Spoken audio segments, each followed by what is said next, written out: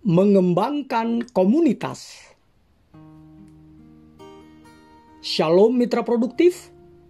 Jumpa lagi dengan saya, Pastor Tommy Ringo, di Tahta Daud Channel dan Podcast Produktif dalam program 50 episode kehidupan yang dikendalikan oleh tujuan yang alkitabiah.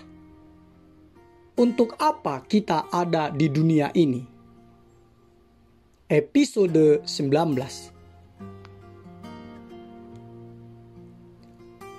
Sebelum kita belajar bersama dan memulai perjalanan rohani yang mengasihkan ini, mari kita memperkatakan dan merenungkan firman Allah yang tertulis dalam surat Yakobus 3 ayat 18, terjemahan The Message yang berkata,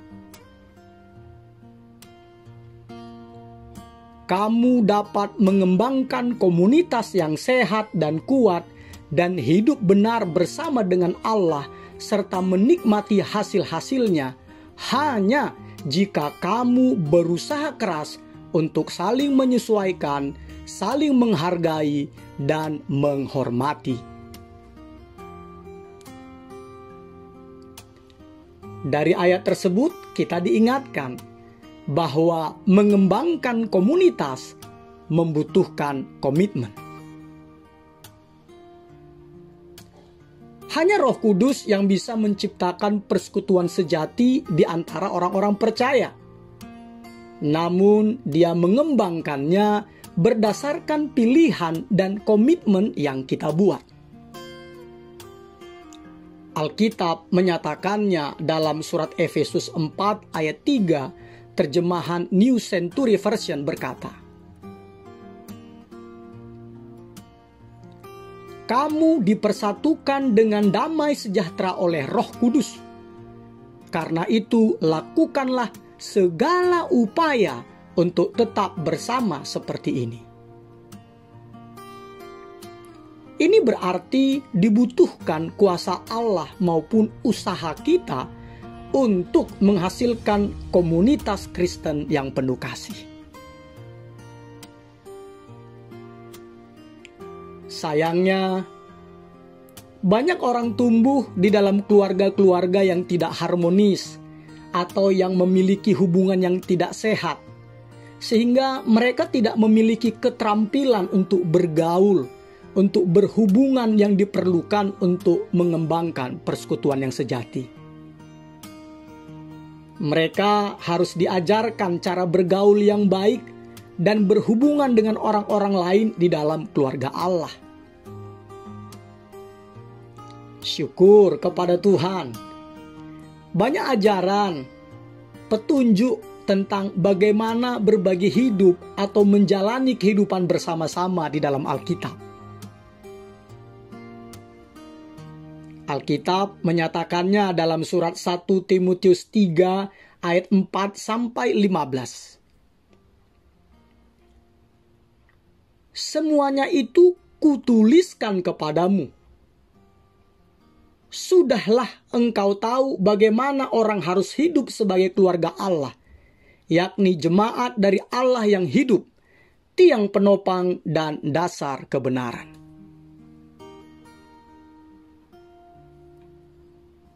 Mitra produktif, jika Anda capek dan bosan dengan persekutuan yang palsu, dan Anda ingin mengembangkan persekutuan yang sejati dan komunitas yang penuh kasih dalam kelompok kecil dan gereja Anda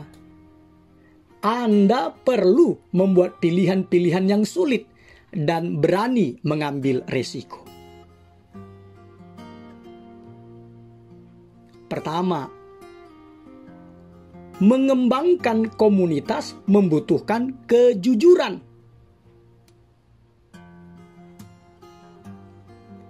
Anda harus memiliki keberanian untuk mengatakan kebenaran dengan kasih, walaupun Anda lebih nyaman mendiamkan atau mengabaikan suatu persoalan. Meskipun jauh lebih mudah bagi kita untuk tetap diam ketika kita melihat orang lain di sekitar kita menyakiti diri mereka sendiri dan orang lain dengan kelakuan yang berdosa, kita mendiamkannya contohnya. itu bukanlah sikap mengasihi. Memang firman Allah berkata kasih itu menutupi segala sesuatu. Tetapi itu bukan berarti mendiamkannya, melainkan menegur dan menasehati orang yang berdosa tersebut dengan kasih. Anda menegurnya bukan karena Anda telah berbuat benar, tetapi karena orang berdosa tersebut telah melanggar firman Allah. Anda menegurnya dengan kasih, bukan sebagai hakim. Anda juga tidak boleh menceritakan kepada orang-orang tentang kelakuan berdosa dari orang tersebut, kecuali orang tersebut tidak mengindahkan teguran dan nasihat Anda. Nih mitra produktif, silahkan dibaca syarat atau teknik untuk menegur sesama, tertulis di dalam Injil Matius 18 ayat 15-17. Makanya firman Allah berkata dalam kitab Amsal 27 ayat 5, lebih baik teguran yang nyata-nyata daripada kasih yang tersembunyi.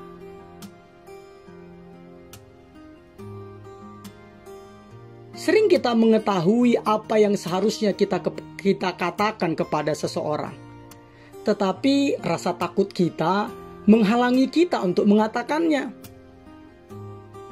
Banyak persekutuan disabotase oleh rasa takut. Tidak ada seorang pun yang berani berbicara terus terang di dalam kelompok. Sekali lagi saya katakan ya, banyak persekutuan disabotase oleh rasa takut. Tidak ada seorang pun yang berani berbicara terus terang di dalam kelompok itu ketika kehidupan seorang anggota mereka berantakan.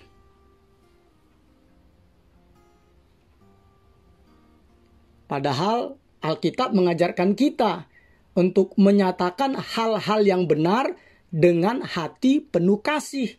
Itu tertulis di dalam Efesus 4 ayat 5 terjemahan bahasa Indonesia masa kini. Karena kita tidak bisa memiliki komunitas tanpa sikap berterus terang.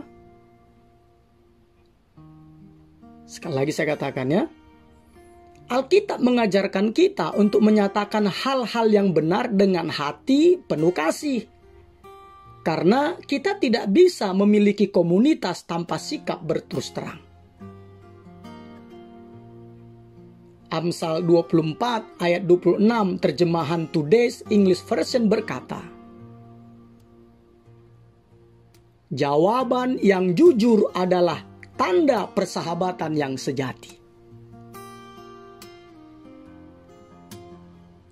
Juga komunitas yang penuh kasih diminta untuk memperhatikan anggotanya yang melakukan dosa atau sedang dicobai untuk berbuat dosa. Seperti yang tertulis di dalam surat Galatia 6 ayat 1 terjemahan New Century Version yang berkata,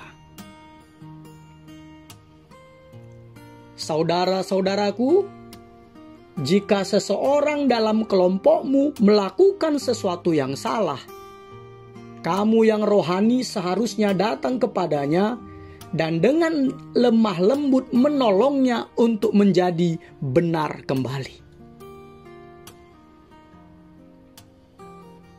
Banyak persekutuan gereja dan kelompok kecil tetap bersifat dangkal. Karena apa? Karena mereka takut pada konflik.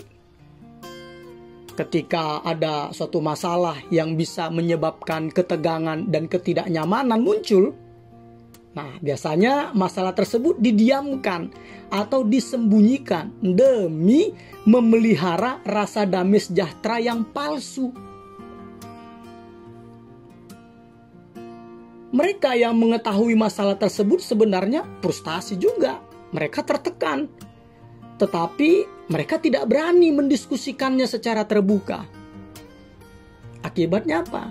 Akibatnya menimbulkan lingkungan komunitas yang tidak sehat. Yang penuh rahasia, di mana gosip berkembang subur. Firman Allah yang tertulis di dalam surat Efesus 4 ayat 25, Efesus 4 ayat 25, terjemahan The Message memberikan solusinya kepada kita. Apa itu? Katanya demikian. Jangan ada lagi kebohongan, jangan ada lagi kepura-puraan. Katakanlah kebenaran kepada sesama. Lagi pula dalam tubuh Kristus, kita semua saling terhubung satu dengan yang lain. Jika engkau berbohong kepada yang lain, akhirnya engkau berbohong pada dirimu sendiri.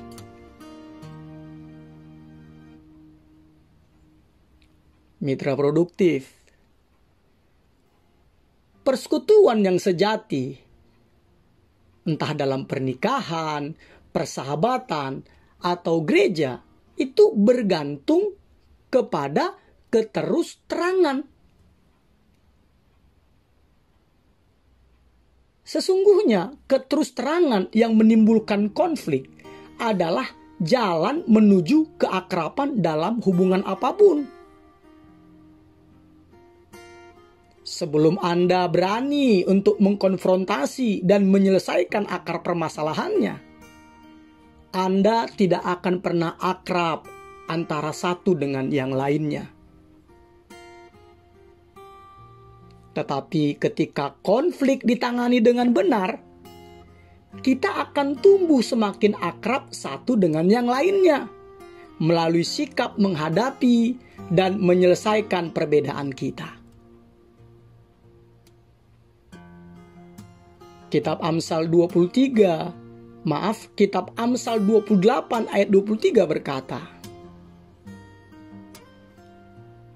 siapa menegur orang akan kemudian lebih disayangi daripada orang yang menjilat.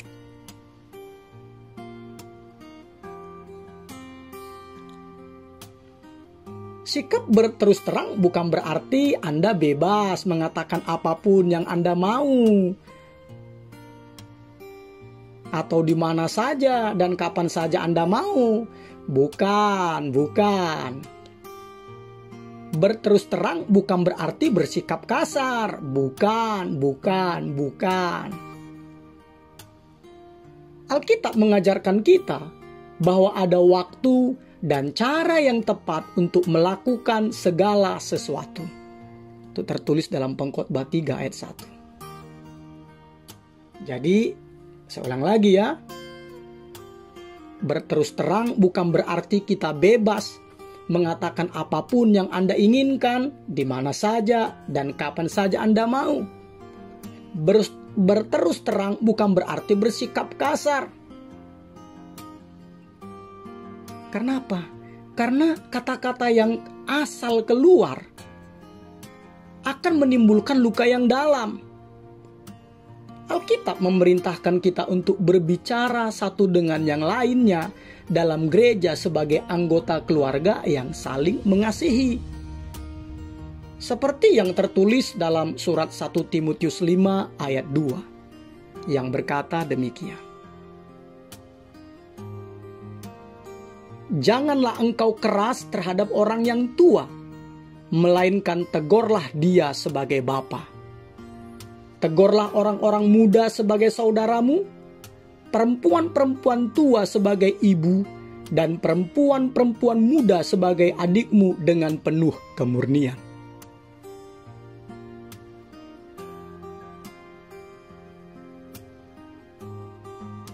Namun yang menyedihkan mitra produktif,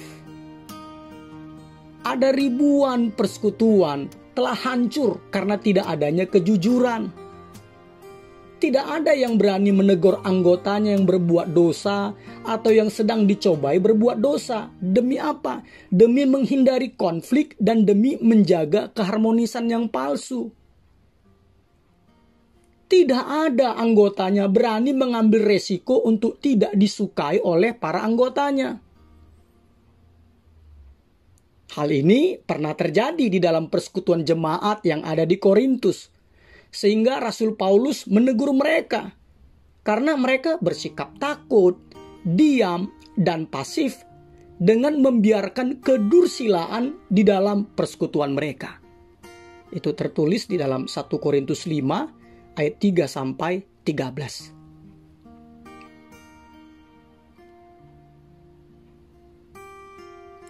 Kedua, mengembangkan komunitas membutuhkan kerendahan hati.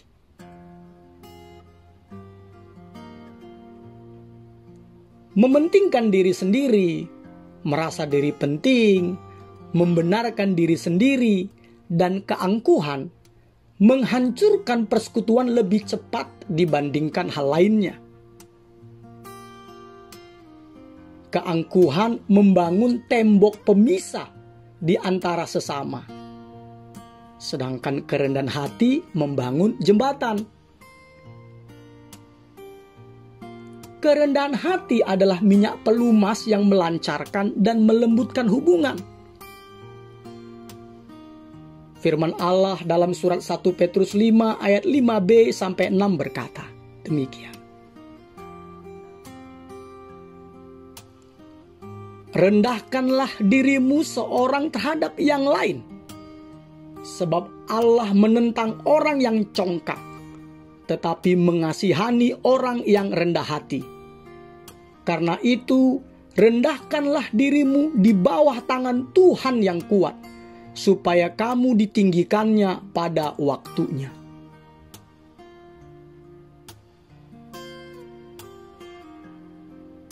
Mitra produktif, sikap yang tepat dalam persekutuan yang sejati ialah sikap rendah hati.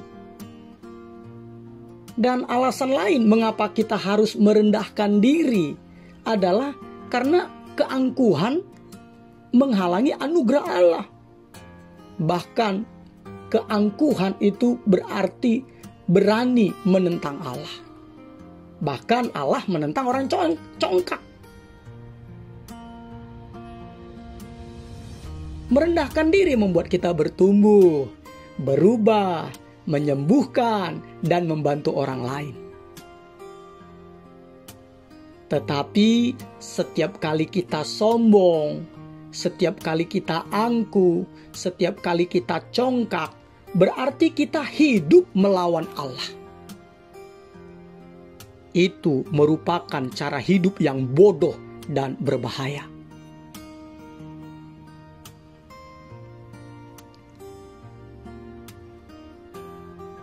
Anda dapat mengembangkan kerendahan hati dengan cara yang praktis, yaitu dengan mengakui kelemahan-kelemahan Anda, sabar dengan kelemahan orang lain, terbuka untuk dikoreksi, dan memberikan perhatian kepada orang lain.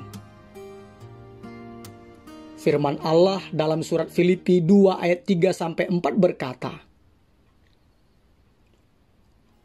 "Hendaklah dengan rendah hati yang seorang menganggap yang lain lebih utama daripada dirinya sendiri.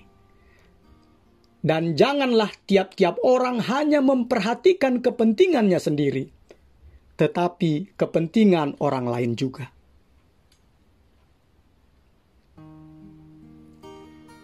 Kerendahan hati bukanlah menganggap diri sendiri rendah, tetapi lebih memikirkan kepentingan orang lain. Orang-orang yang rendah hati itu sangat terfokus untuk melayani orang lain. Mereka tidak terlalu memikirkan diri mereka sendiri.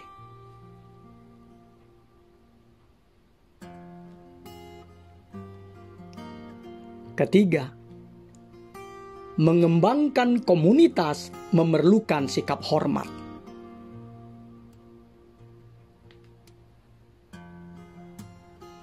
Menghormati adalah menghargai perbedaan-perbedaan di antara kita, saling memperhatikan perasaan sesama, dan sabar terhadap orang-orang yang menjengkelkan kita. Firman Allah dalam surat Roma 15 ayat 1-2 berkata, "Kita yang kuat wajib menanggung kelemahan orang yang tidak kuat. Dan jangan kita mencari kesenangan kita sendiri.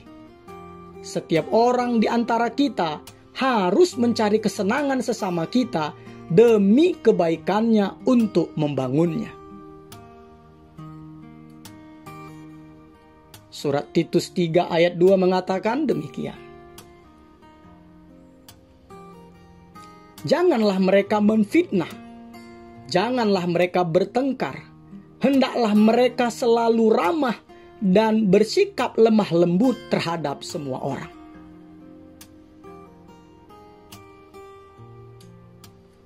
Mitra produktif, dalam setiap gereja atau dalam setiap kelompok kecil, setidaknya ada satu, biasanya lebih, yaitu orang-orang yang sulit dihadapi, orang-orang yang tidak lazim kelakuannya dalam merespons. Orang-orang ini mungkin memiliki kebutuhan emosional khusus, merasa tidak aman, menjengkelkan, atau mempunyai sangat sedikit keterampilan untuk bersosialisasi. Mereka dapat kita kategorikan sebagai orang-orang yang berkebutuhan khusus. Dan puji Tuhan, Allah menaruh mereka, yaitu orang-orang yang berkebutuhan khusus ini, ada di antara kita. Itu adalah untuk kebaikan mereka maupun untuk kebaikan kita. Mereka merupakan suatu kesempatan untuk bertumbuh dan suatu ujian bagi persekutuan. Apakah kita mengasihi mereka sebagai saudara dan memperlakukan mereka dengan baik?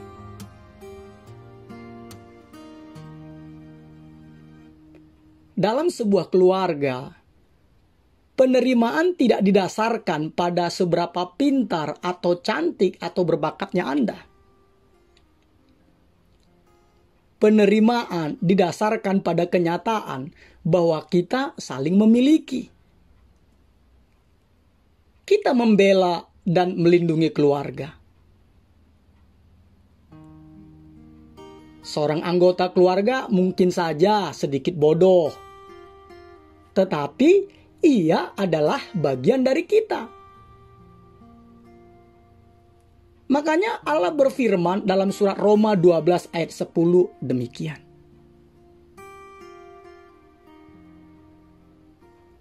Hendaklah kamu saling mengasihi sebagai saudara dan saling mendahului dalam memberi hormat.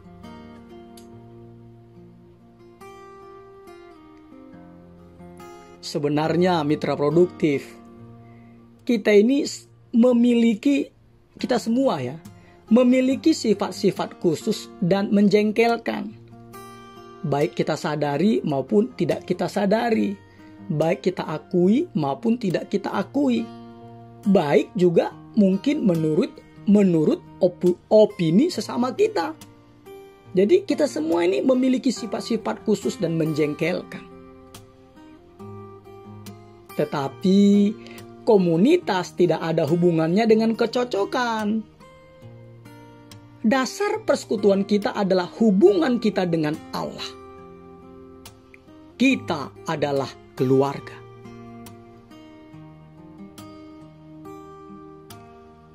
Kunci untuk menghormati dengan bersikap sopan dan santun kepada sesama adalah memahami latar belakang mereka.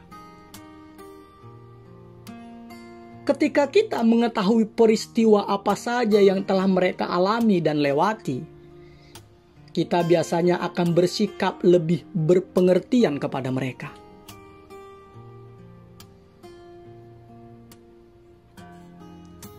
Kunci lain dari sikap hormat kepada sesama adalah tidak meremehkan kecemasan orang lain. Jangan karena Anda tidak mencemaskan apa yang dicemaskan oleh sesama, bukan berarti Anda boleh meremehkannya. No. Karena apa? Karena komunitas yang sejati terjadi ketika orang-orang mengetahui bahwa cukup aman untuk menyampaikan kecemasan dan ketakutan mereka tanpa dihakimi.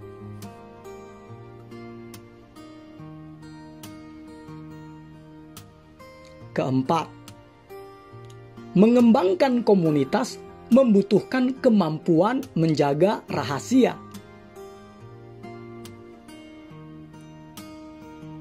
Hanya dalam lingkungan yang aman, penerimaan yang hangat, dan kerahasiaan terjagalah orang akan mau bersikap terbuka dan berbagi luka-luka, kebutuhan, dan kesalahan terdalam mereka. Menjaga kerahasiaan bukan berarti diam ketika saudara Anda berdosa, bukan.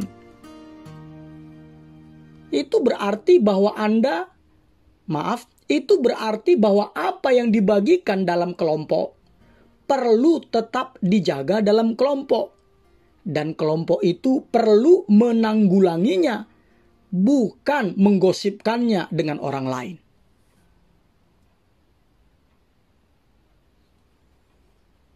Allah membenci gosip, terutama jika gosip itu disamarkan sebagai, dalam tanda kutip, memohon dukungan doa bagi orang lain. Allah benci banget dengan orang yang bergosip.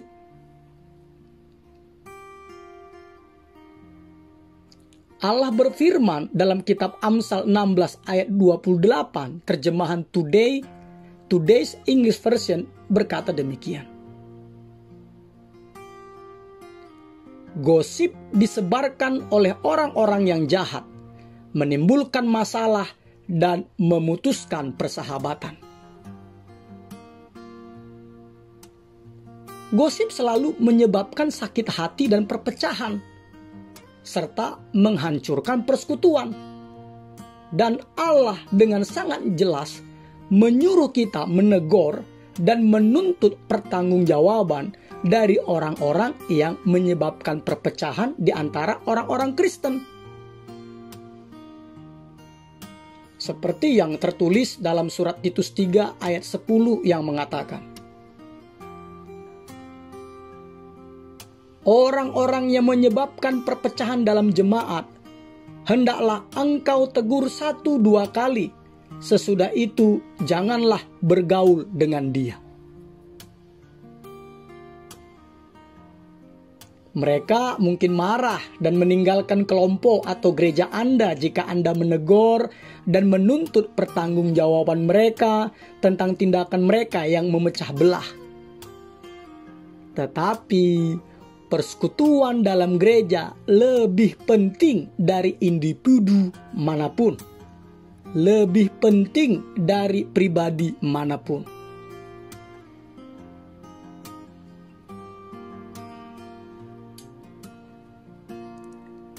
Kelima, mengembangkan komunitas membutuhkan frekuensi atau kekerapan, perulangan yang berkali-kali. Anda harus secara teratur dan sering berhubungan dengan kelompok Anda agar dapat membangun persekutuan yang sejati. Membangun hubungan membutuhkan waktu. Firman Allah berkata dalam Ibrani 10 ayat 25. Janganlah kita menjauhkan diri dari pertemuan-pertemuan ibadah kita, seperti dibiasakan oleh beberapa orang. Tetapi marilah kita saling menasehati, dan semakin giat melakukannya menjelang hari Tuhan yang mendekat.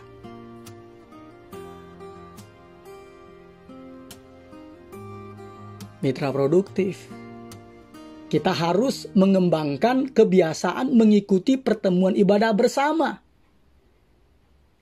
Kebiasaan adalah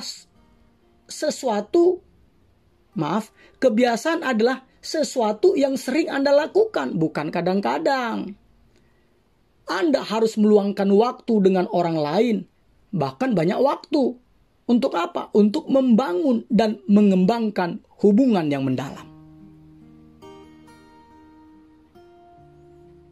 Mitra produktif, komunitas dibangun bukan atas dasar kenyamanan dan kesenangan, tetapi atas dasar keyakinan bahwa kita membutuhkannya untuk kesehatan rohani kita.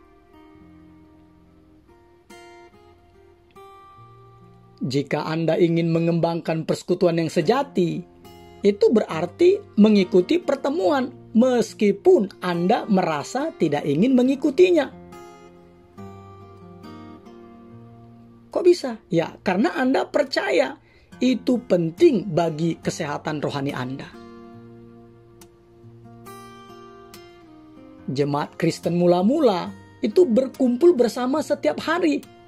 Seperti yang tertulis dalam Kisah Para Rasul 2 ayat 46 terjemahan firman Allah yang hidup. Yang berkata demikian. Setiap hari mereka bersama-sama berbakti di dalam bait Allah. Mereka bersekutu dalam kelompok-kelompok kecil di rumah-rumah mereka, serta mengadakan perjamuan Tuhan dan makan bersama-sama dengan penuh sukacita serta rasa syukur. Ini berarti persekutuan memerlukan investasi waktu.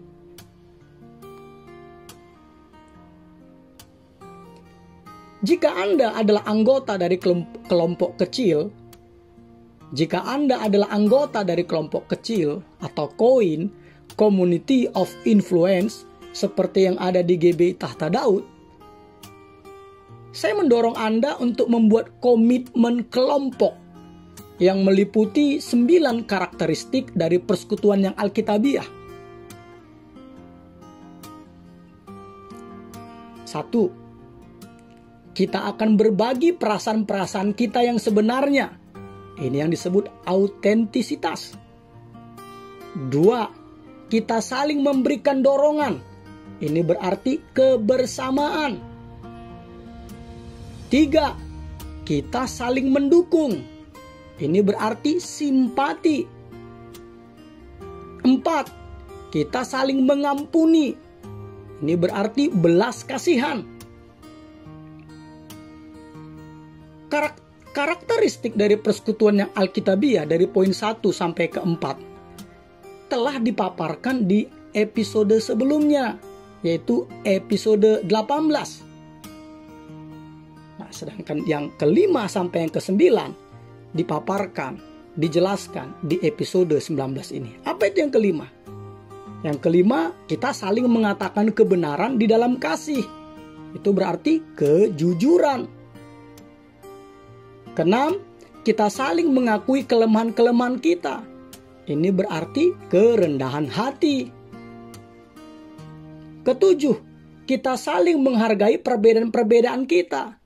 Ini berarti sikap hormat terhadap sesama. 8, kita saling tidak bergosip. Ini berarti kita bisa menjaga rahasia. Dan yang ke-9, kita memprioritaskan kelompok. Ini berarti frekuensi atau kekerapan.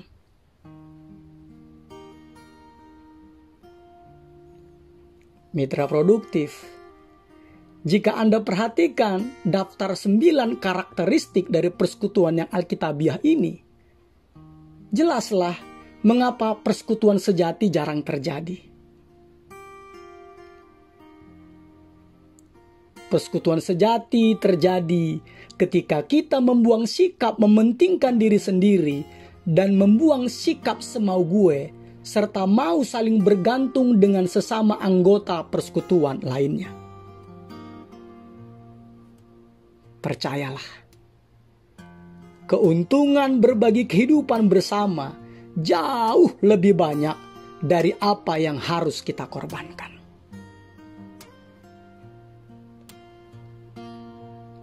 Episode 19.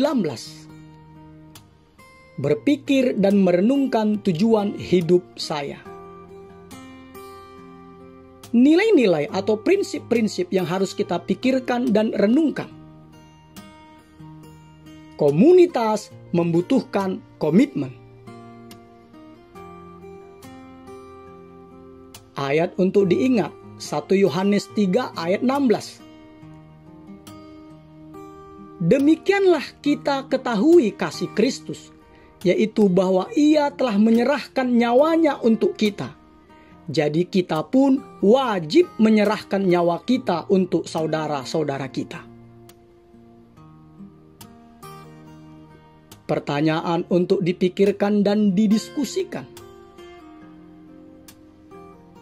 Bagaimana saya bisa membantu mengembangkan karakteristik komunitas yang sejati dalam kelompok kecil saya dan gereja saya sekarang ini? Immanuel, Allah menyertai kita mitra produktif. Haleluya. Amin.